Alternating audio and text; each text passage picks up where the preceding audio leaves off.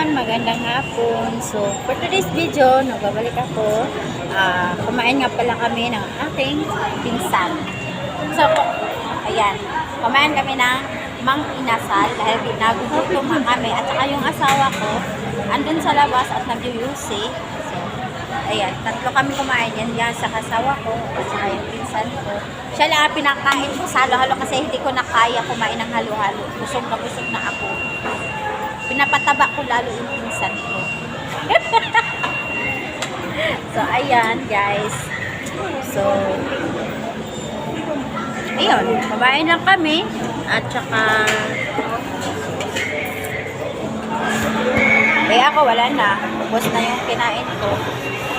Busog ako, guys.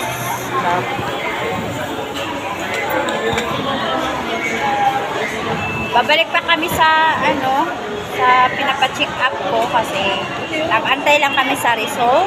And then, ayun. Ayun na nga. Yun lang, guys. Busog ako. Thank you, Lord, sa blessings.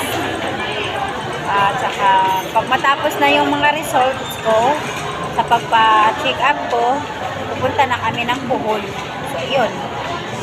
Ininantay ko lang yung pag tinapos ko lang yung pagpa-check up ko sa mattress ko, dahil 5 buwan na rin na hindi ako dinadaknan. So, ayun, guys. So, pag matapos na lahat to, babiyahe na kami ng Bohol. Mag-vacation muna kami doon. Dahil meron pa din kami kailangan kunin doon sa Bohol. God bless all. So, ayan. Ito lang nga pala yung asawa ko galing nag-use. Ayan. Ayan siya. Yan lang. Bye, everyone!